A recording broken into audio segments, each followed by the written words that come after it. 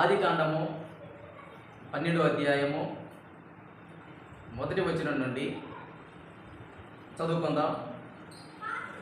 యెహోవా మాట్లాడుతున్నారు. నీవు లేచి నీ దేశము నుండి, నీ బంధువుల యొద్ద నుండి, నీ తండ్రి ఇంటి నుండి బయలుదేరి నేను నీకు చూపించు దేశమునకు వెళ్ళుము.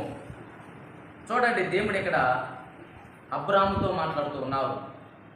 అబ్రాహాముతో ఏమని మాట్లాడుతున్నారు? నీవు లేచి నీ దేశము నుండి, బంధువుల యొద్ద నుండి, నీ తండ్రి ఇంటి నుండి బయలుదేరమని చెప్తున్నావు. అదే మాట మనకి చెప్తే మన ఇంటి నుండి వెళ్ళగలమా? నేను ఎంతో కష్టపడ్డా, నేను ఎంతగానో ఇల్లు కట్టుకున్నా, మరి ఎంతగా ఇల్లు కట్టుకున్నప్పుడు పెద్ద బంగ్లాలో ఉన్నాను, మరి నేను ఎలా వెళ్ళాలి? ఎక్కడి నుంచి? నాకు పొలాలు ఉన్నాయి, నేను పొలాన్ని విడిచిపెట్టి ఎలా వెళ్ళగలను? మా బంధువులు ఉన్నారు, నేను ఎలా వెళ్ళగలను అని మనం అంటాం. కానీ అబ్రాహాము దేవుడితో ఆ విధంగా మాట్లాడలేదు. ఆయన ఏదైతే చెప్పారో చెప్పిన ప్రకారంగా తన ఇంటి నుండి, బంధువుల నుండి, తండ్రి యొద్ద నుండి వెళ్ళారు. అంటే అబ్రాహాముతో దేవుడు ఏ మాట చెప్పినా ఆయన మాటకు లోబడే వ్యక్తి. ఆయన యథార్థవంతుడు. తనకున్న కొరత లేదు దేవుడికి తెలుసు, తనకున్న ఇబ్బంది లేదో దేవుడికి తెలుసు. తను దేవుడితో కనెక్ట్ అయిన వ్యక్తే, దేవుడి మార్గంలో నడిచే వ్యక్తే. అయినా దేవుడు చెప్పిన ప్రకారంగా ఆయన చేశారు.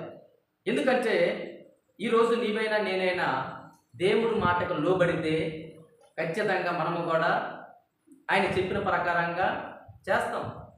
కానీ ఈ రోజున ఎందరో ఉన్నారు, దేవుడి మందిరానికి వస్తారు కానీ దేవుడి మాటని వినరు, దేవుడి వాక్యం చదువుతారు కానీ వాక్య ప్రకారంగా నడుచుకోరు. వారి సొంత ఆలోచన ప్రకారంగా, వారి తలంపుల ప్రకారంగా, వారి ఉద్దేశముల ప్రకారంగా వారు నడుచుకుంటూ వెళ్తుంటారు. వారి ఆలోచన ప్రకారంగా నడుచుకొని శ్రమలు తెచ్చుకున్న వారు ఉన్నారు. వాళ్ళ ఆలోచన ప్రకారంగా నడుచుకొని ఇబ్బందుల పాలైన వారు ఉన్నారు. వాళ్ళ ఆలోచన ప్రకారంగా నడుచుకొని కొలిమిలో పడ్డవారు కూడా ఉన్నారు. మరి సొదొమ గొమొర్రా పట్టణము దేవుడి దృష్టికి దోషముగా కనబడ్డది, ఒక పాపంతో నిండి ఉంది.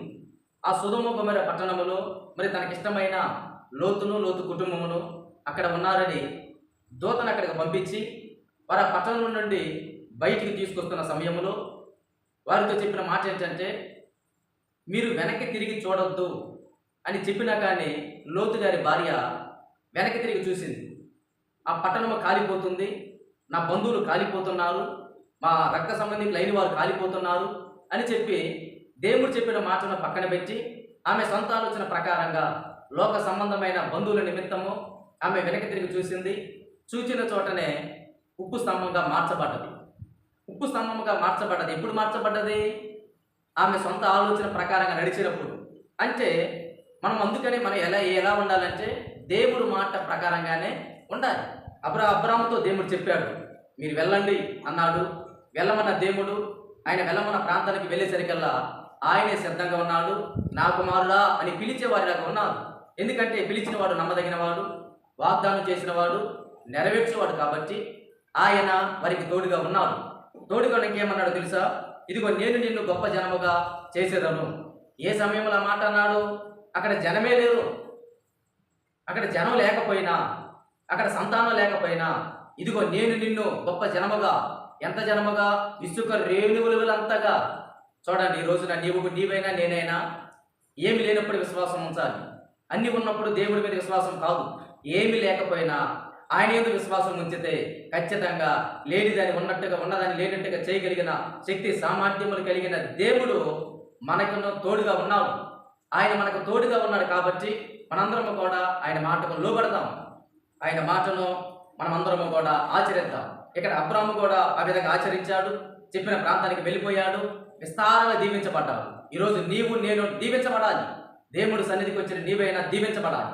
దేవుడి సన్నిధికి వస్తున్న మనందరము కూడా దీవించబడాలి అని ఆయన ఆశ, ఆయన ప్రణాళిక, ఆయన ఉద్దేశం ఉన్నది. కాబట్టి మనందరము కూడా దేవుడి వాక్యములకు లోబడదాం.